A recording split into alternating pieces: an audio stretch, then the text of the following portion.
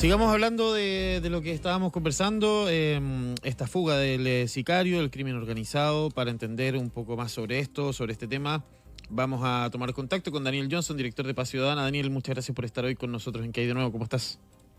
Hola, muy buenos días. Muy bien, muchas gracias por la invitación. Buenos días, Daniel. Daniel, vamos por parte de lo que se está discutiendo hoy, lo que comentábamos con Matías hace unos minutos. Es una cuestión que parece bien increíble que no se haya tenido o se haya hecho este contraste entre Gendarmería, Ministerio Público, Gobierno, de la lista de detenidos, lo que muestra una falencia grave del sistema, ¿no? Y que pareciera ser grave, pero podrían incluso haber más falencias todavía.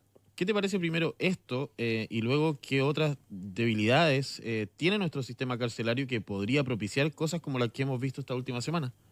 A ver, lamentablemente el sistema de seguridad y justicia en Chile funciona sumamente disgregado. Eso es un dato de la causa. Esto no es una novedad. De hecho, como anécdota, les cuento que en la Fundación Paz Ciudadana hay una foto como un éxito importante que cuando se le entrega el BUD, que es el Banco Unificado de Datos Delictuales, que esto es una propuesta de un sistema para que converse la información que tiene Carabineros con la policía, con el Ministerio Público. Ese era el inicio, y se suponía que se iban a integrar después otras instituciones como Gendarmería. Eso fue, la foto es de la entrega al presidente Frey, o sea, en el año 2000 de ese proyecto, y es algo que 25 años después, todavía, si bien han habido algunos avances, no se ha materializado un flujo de información suficientemente robusto entre las distintas instituciones. Hay distintas razones para esto. Primero, que las instituciones no tienen objetivos comunes. Tratan de definir objetivos individualmente y con eso, porque consideran que el resto de la responsabilidad es de otro. Es la típica discusión, por ejemplo, que las policías dicen que ellas dejan en la puerta del Poder Judicial a las personas ya detenidas y que el Poder Judicial las dejaría libres.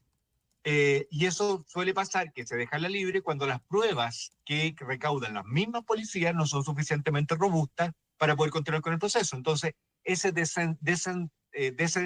desentendimiento del rol en un sistema hace que las instituciones funcionen compartimentadas y no compartan información. Esta es una primera necesidad. El Ministerio de Seguridad, que se instaló en Chile hace 3 meses, este era uno de sus principales objetivos, el implementar el sistema de seguridad. Y si bien no se entendió y tampoco fue no se dijo tan públicamente que ese era el principal objetivo, en los documentos sí quedaba escrito y nosotros como fundación también lo propusimos así. O sea, el principal rol del ministerio es que tengas una entidad que tenga una política única de seguridad para el país y que sea capaz de generar las instancias de colaboración entre las distintas instituciones públicas que estén responsables del tema. Pero esa no es la única causa, hay muchas más. Entonces, ahí no sé si cómo quiere conducir la entrevista y ustedes me dicen. Daniel, pero a ver, ¿qué falló acá? ¿Qué pasó que se nos escapó un sicario? Puede sonar súper frívolo de mi parte, pero eso es. Se nos fugó un sicario de la cárcel misma y en menos de Así 20 es. y en menos de 24 horas salió del país. Sin A ver, siquiera, una cosa, sin lo siquiera primero tener que la falló, necesidad de arrancar, ¿ah?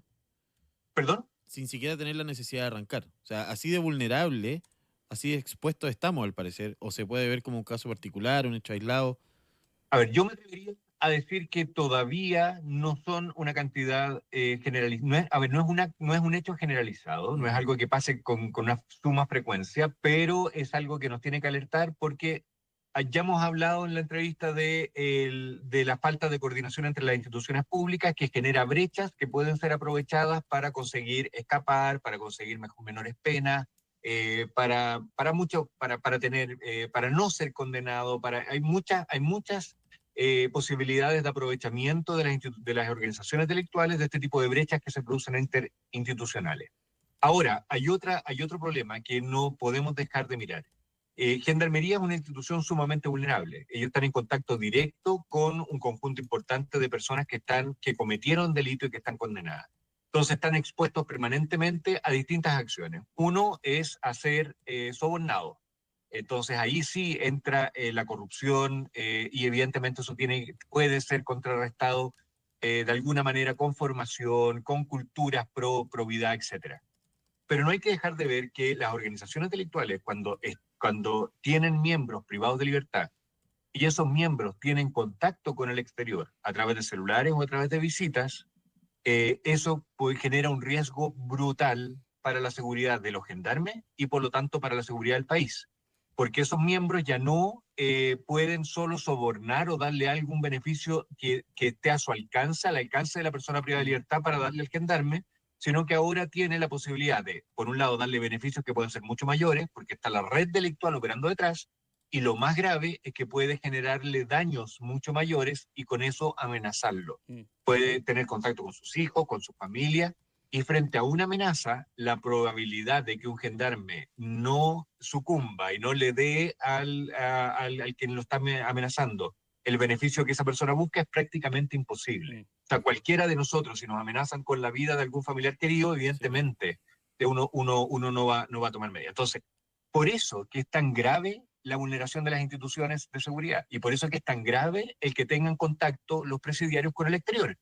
Y si bien hemos montado algunos sistemas, sabemos que no están funcionando con la robustez que deberían y no están generalizados tampoco en todas las cárceles del país y eso está poniendo en riesgo el sistema carcelario y el sistema de seguridad del país completo. Ahora, Daniel, es real que, claro, este tipo de casos, además de bien insólitos todos los pasos, de dejar un sicario peligroso en libertad no se da todos los días, ¿no? Y de hecho, parte de lo que ha sorprendido es lo inédito que es.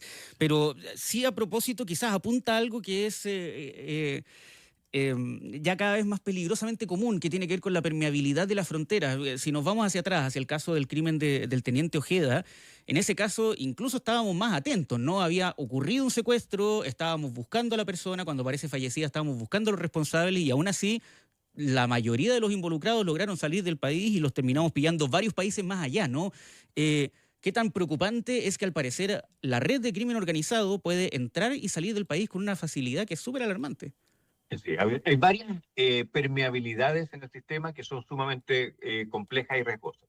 Una es la permeabilidad de las fronteras. Sin embargo, hay un cierto control en las fronteras, particularmente el norte, sobre todo para los ingresos. A esta percepción de que ingresa cualquiera, la verdad es que una persona sola, sin un conocimiento de la geografía del país, no tiene posibilidades de entrar. Entonces hay que tener claro que el que está posibilitando el ingreso es una organización que conoce cómo hacerlo, que sabe por dónde dirigir un auto que es por fuera de los caminos formales, sabe dónde la geografía permite atravesar, sabe las temperaturas, por lo tanto sabe a qué hora, con qué vestimenta, etcétera. De hecho, hay negocios montados que permiten el cruce de las fronteras.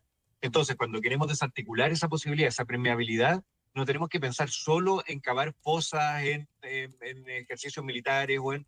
No solo, si bien eso puede ayudar, no digo que no, pero tenemos que pensar también que estamos frente no a una persona que individualmente quiere cruzar, sino a instituciones, a organizaciones formalmente constituidas que cobran por el servicio del cruce ilegal de las fronteras a Chile y contra esas instituciones tenemos que ir con mucha fuerza. O sea, identificarlas y desarticularlas lo más rápido posible. Ese es un camino. Otra vulnerabilidad y permeabilidad que hemos visto en el último tiempo son la permeabilidad de las instituciones públicas frente al crimen organizado.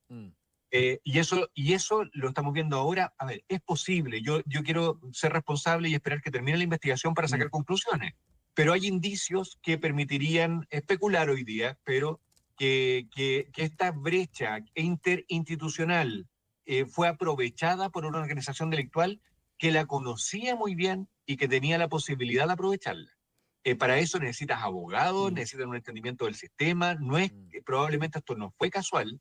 Y cuando estás frente a organizaciones que tienen la capacidad de identificar estas brechas y utilizarlas, es un riesgo mucho mayor. Entonces, ahora, esta desinteligencia, este funcionamiento independiente de las instituciones podría haber no sido muy riesgoso, porque lo que teníamos al frente eran organizaciones delictuales poco capaces de generar aprovechamiento de este tipo de condiciones. Ahora tenemos organizaciones mucho más hábiles y por lo tanto tenemos que ser mucho más cuidadosos en cualquier brecha que se genere. Y por otro lado, la permeabilidad de las instituciones, particularmente de seguridad, que hemos visto en Carabineros de Chile, en la Fuerza Aérea, también hemos visto casos en la Policía de Investigaciones, de otros tipos, pero hemos visto casos también de permeabilidad al delito, es sumamente grave, no solo porque evidentemente el delito crece y ya no tenemos, y tenemos involucrados a quienes tienen la responsabilidad de resguardarnos, sino por otro lado que la manera de poder perseguir las organizaciones delictuales es a través del sistema judicial y el sistema penal. O sea, el Ministerio Público tiene que ser capaz de desarticular bandas, identificarlas rápidamente, afortunadamente no son infinitas, son un número acotado y por lo tanto puede ejercer acciones investigativas para poder desarticularla. Pero para poder tener la primera hebra del hilo que tirar, necesita denuncias. Es la hebra más cercana, es la más efectiva.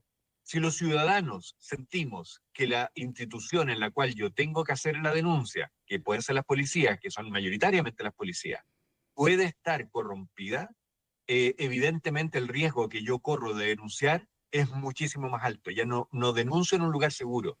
Y por eso es tan grave el que las instituciones se premeen y que eso trascienda y llegue a oídos de la ciudadanía, porque evidentemente hace que perdamos el principal canal para obtener información para desarticular estas organizaciones. Daniel Johnson, director de Paz Ciudadana, conversando esta tarde con nosotros. Daniel, muchísimas gracias por tu tiempo, que estés muy bien. Un gran abrazo. Muchas gracias, muy buen día. Chao, Daniel, que esté muy bien.